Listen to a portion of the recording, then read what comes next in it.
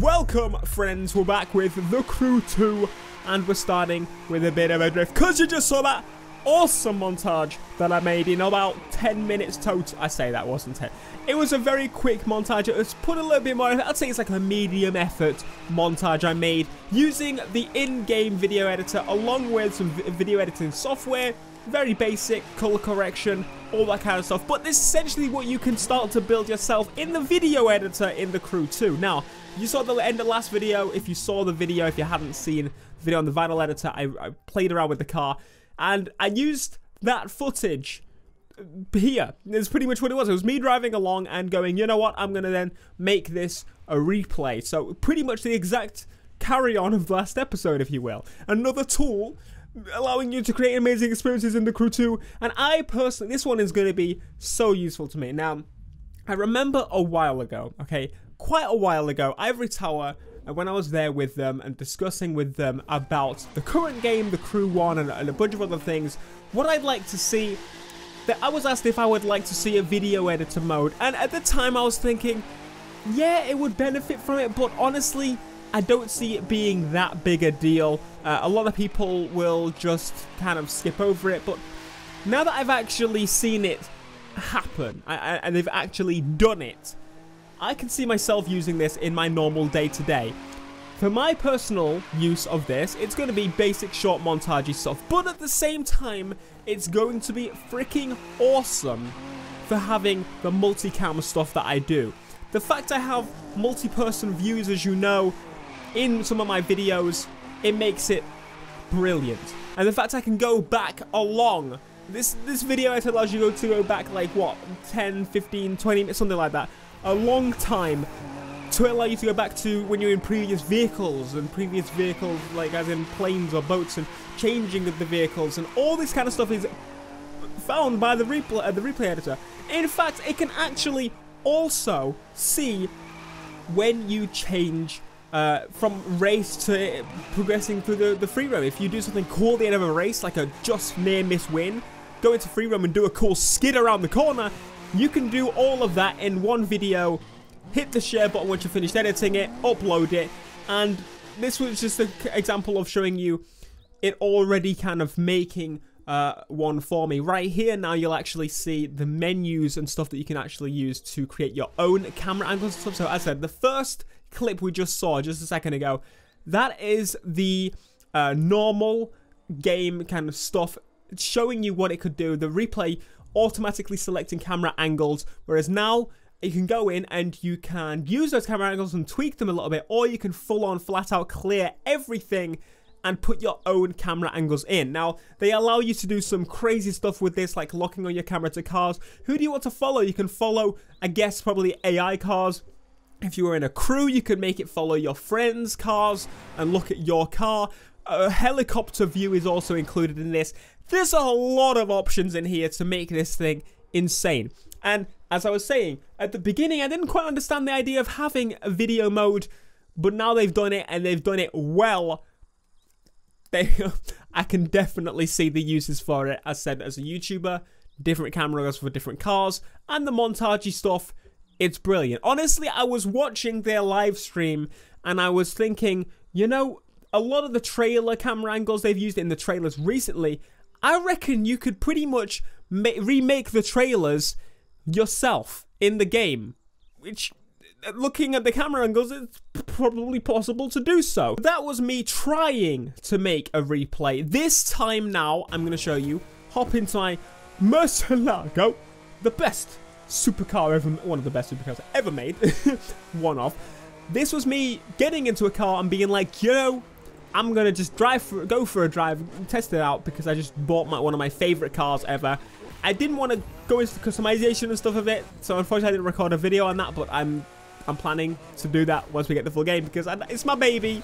I don't want to do all the cars before the game comes out and then have none to do when the game... Yeah, you get the idea here. Anyway, so I said this is me driving around, seeing how the car handled, giving it a go, and then going into the live track mode. The live track mode allows you to go back, shows you on the kind of timeline things that are going on. I actually went back to this time right here, which I was using a different vehicle completely, a different area of the map, so before I teleported. But here is once again, showing you the automatic replay of what's going on. You see in the top left, it's showing you the actual players in my crew at this time, and showing you definitely who you could switch to, I imagine. I haven't managed to properly play around with the video mode with multiple players, only on my own vehicle.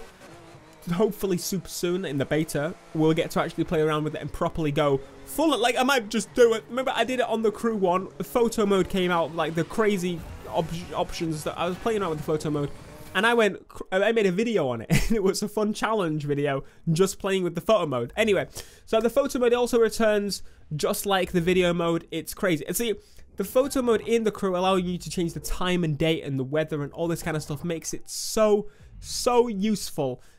And I didn't think at the time that they would go full out with the video editor. When they said the video editor, I was like, how are they going to do that? Are they going to make it simple? But no, they've gone like full GTA 5 level with it. Now, this time, as I said, it was a little bit different, because what I did is I just drove the car and wanted to see how it is.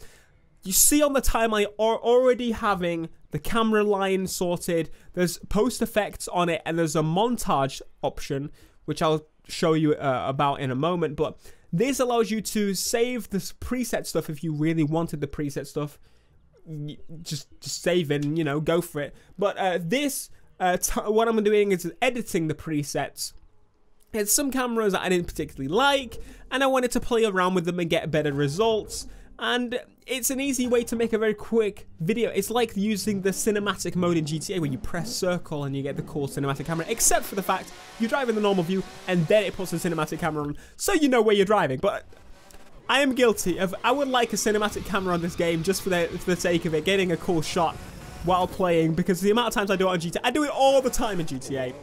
I think that's the next step of this, just throw me onto a cinematic camera for the sake of it. But it chooses camera angles pretty well. It's used based on, I imagine, a bunch of things, like if this area is free, place the camera here. It doesn't seem to phase into and out of objects and stuff, whereas you can make it do that if you want to. But the preset stuff tries to avoid that. It tries to get the best angles, and it does a bunch of like special effects on the montage section, which is slowing down, as you saw in the footage. It does like a slow-mo effect, all that kind of stuff, which I didn't expect. I was expecting it to be pretty basic and stuff when they told me it was possibly going to be a thing that they would make, but nope. They've gone full out and made something amazing. Something absolutely amazing. Now, this was from the first event that I went to, my first time playing with the video editor, and I think I did pretty well on this clip right here. So we've got ourselves an F1 car. It was during the test drive, obviously, because we're not. I didn't buy it, and I completely, for some reason, didn't think to buy the car at all. I think, actually, to be fair, to buy the car, you had to like complete the game anyway. So either way, I wanted to play around with the camera mode. This seemed like the perfect opportunity to do so. Nice closed track, playing with all the different modes, the dolly kind of auto zoom, the helicopter view at low altitude is what I'm on.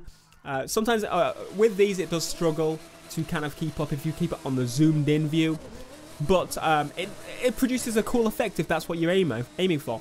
But this is like the kind of final little view of what the video clip was actually like. I got some pretty cool angles in here. I was rather impressed with my skills in creating this amazing little video clip. The nice phasing out here. It's pretty. I'm pretty proud. I was pretty proud of it. This was a very short edit. This probably took me like 20-25 minutes at most to get this. It pretty much takes the video stuff in the Crew 2 to the next level. We had the photo mode, which was definitely top of class. The only photo mode I can think that was better than the Crew is Drive Clubs, and they were pretty on par with each other, so props to both games for doing that. But now with the video mode, it's going next level, free, open. It's just, this is something I would expect from like a big company with a bunch of followers, like Rockstar, for example. Rockstar and Fortnite are the only two games I can think of when it comes to video editor modes recently, and those are huge money making games. But Ivory Tower decided, you know what, our players want it, let's add it. Let me know your thoughts down below in the comments, and I'm looking out for your videos super soon. Be sure to smash like, subscribe if you're new, and I'll see you in the next video, which is tomorrow, going to be the Crew Beta. Until next time, guys. Peace.